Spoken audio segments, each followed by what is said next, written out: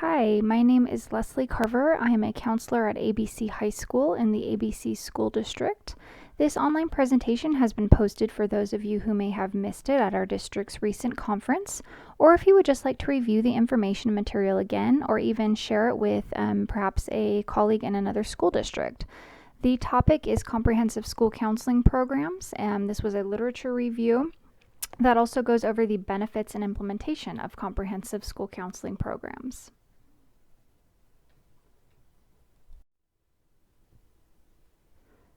So the modern school counselor role is ill-defined.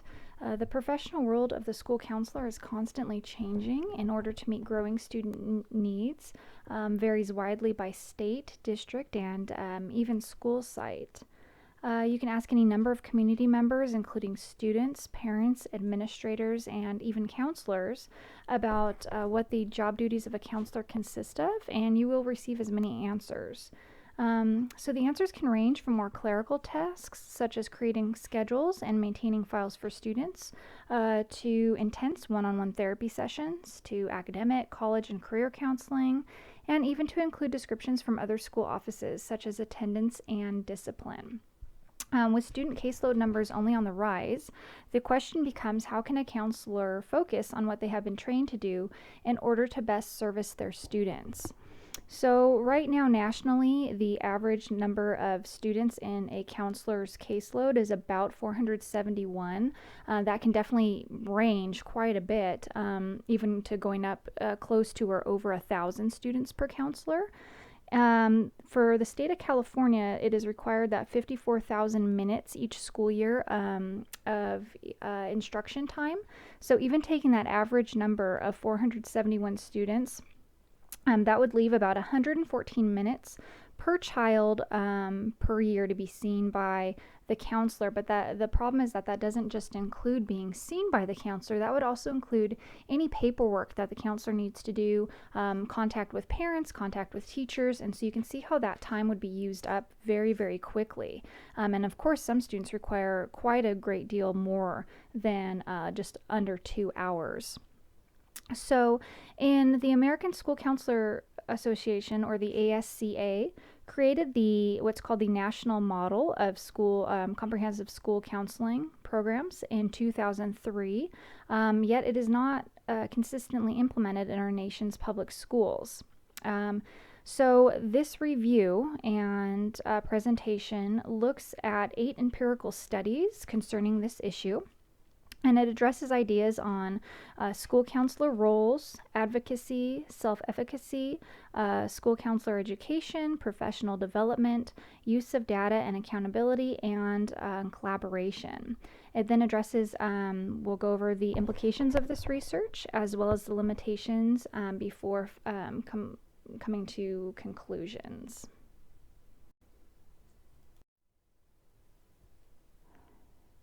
The ASCA National Model for Comprehensive School Counseling Programs consists of 3 domains: academic, career, and social-emotional development. These domains are equally important for all K-12 students. The ASCA website lists 5 pieces of clear, helpful advice in regards to implementing the national model. Number 1 is, remember that the purpose of the ASCA National Model is to be able to do more school counseling. Number 2 is to keep it simple. 3 is that the ASCA National Model is even more important when you have a large caseload. 4 is the ASCA National Model gives you the tools you need to take things off your plate, especially those things that should not be there in the first place outside of your job duties. And number 5 is to take advantage of experts in your district. And we'll talk about that more further on, especially with collaboration.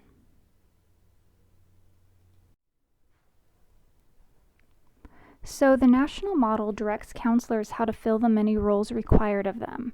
It also provides guidance on inappropriate duties that may be expected of them and for which they must advocate for themselves and for the benefits of their students and families, to educate administration, teachers, and the community about what their role should actually consist of and why that is of benefit. There are 4 means of counseling delivery defined by the ASCA. Those would be direct services, which consist of in-person interactions with students, individual student planning, which would be to meet student goals and create those goals. Responsive services would be for crisis counseling or immediate mental health issues, and indirect services, which would consist of referrals, consultation, and collaboration provided on behalf of the student.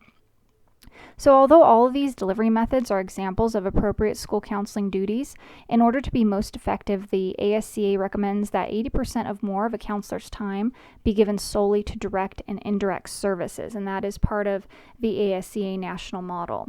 So the research reviewed in this study and covered in this presentation covers the benefits to both school counselors and students when a comprehensive counseling program is being implemented, and also investigates why comprehensive school counseling programs are not yet implemented at every site in the nation. So just to quickly cover the methods used in this literature review, the identification of studies, I conducted a literature search using the database PsycInfo, and the searches included combinations of the following keywords: comprehensive, school, counseling, and data collection. Only studies that were based in the United States and at the K through 12 level were used, and 8 relevant studies of various topics related to comprehensive school counseling programs were identified and used in this review. All the studies were empirical and used either quantitative or qualitative research.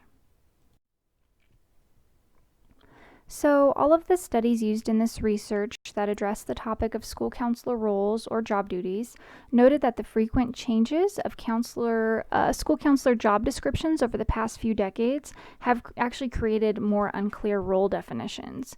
So there are frequently found inconsistencies in actual versus expected, or what counselors would refer to as preferred roles. Counselors being expected to take on roles typically assumed by other departments, attendance, discipline, records, and clerical, is not uncommon. Also, counselors find that they are often trapped, and that was a quoted word, in crisis counseling and administrative duties and directives. So when counselors are required to use their time and duties outside of the ASCA national model recommendations, their ability to connect with students can be severely limited.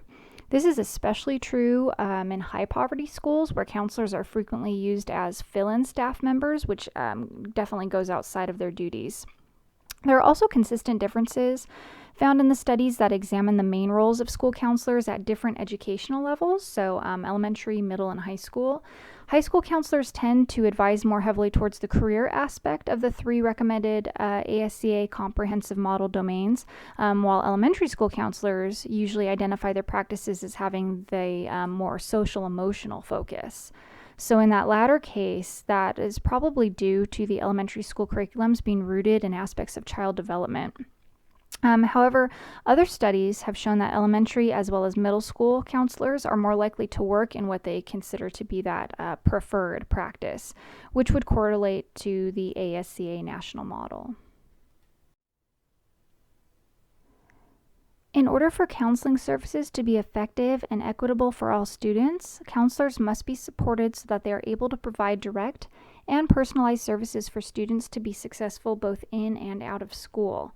So school counselors must advocate for their time on behalf of their students, which the ASCA also strongly encourages. And this would be for clearly defining their appropriate job duties. This may be with the goals of spending more time in direct services with their student clients or on indirect services, which includes referrals, consultations, and collaboration. Self-efficacy, or the belief in one's ability to succeed, is a critical yet often overlooked trait of a successful school counselor. So studies have shown that counselors with higher self-efficacy, which also would mean more confidence, are more likely to use data and to identify achievement gaps and actually use the ASCA model to address those achievement gaps effectively. Because self-efficacy cannot always be expected from counselors who are just beginning to implement new comprehensive programs or are just beginning to use data to inform their practices, counselor education and ongoing professional training programs are imperative. A majority of the studies used in this literature review advocated for more specific training in school counselor educational programs with the purpose of helping graduates be better prepared to implement comprehensive counseling programs at their sites if they didn't exist there already. So specific courses or topics mentioned included ASCA model awareness, training and program planning, data collection, use and sharing, accountability, public human relations, organizational politics and advocacy, web page design competence, and leadership and collaboration skills. So one study even stated that it was an ethical responsibility of graduate schools to ensure that counseling students are trained according to ASCA standards. This additional training in school leads to an increased sense of self-efficacy or confidence once a graduate moves into the field. Adding courses and updated material and training to school counseling education programs is beneficial for future graduates, but there are tens of thousands of school counselors already working in the field who will not have realistic access to those types of courses. So for them, ongoing professional development is key. Data collection helps evaluate programs and identify areas for improvement, and this is why it's advocated for by the ASCA as part of a comprehensive model. Studies have shown that data collection, when used to show accountability, enhances school counseling credibility and demonstrates program effectiveness, which can be its own form of counselor advocacy.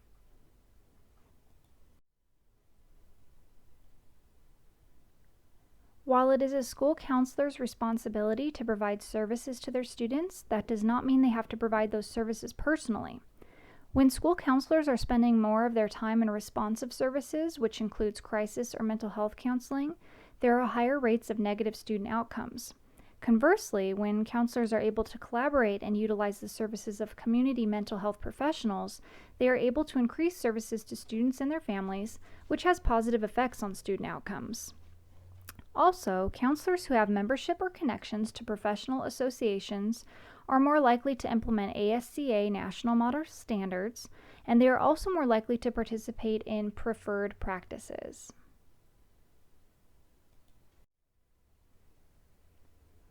The benefits to students who are serviced under ASCA national model comprehensive counseling standards are multifold.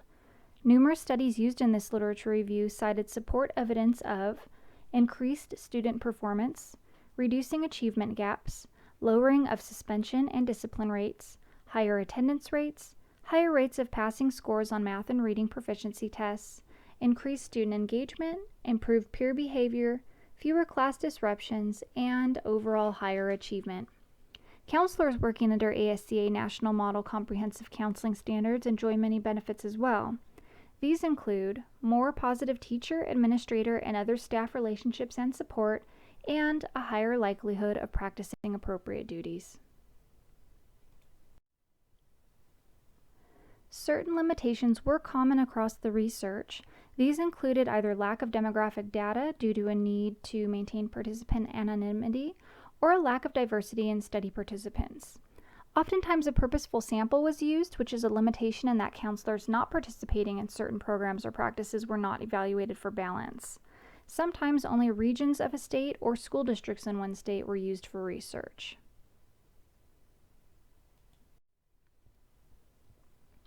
Our hope with this presentation and the accompanying research paper is that based on the consistent, strong evidence for positive student outcomes, counselors should be encouraged and supported by all stakeholders, including state education departments and administration, to implement comprehensive counseling programs based on the ASCA national model.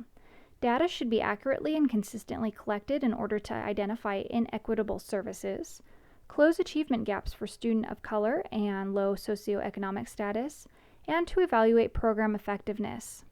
Counselors should advocate for recognition of appropriate job duties in order to match actual practice with preferred and expected practice.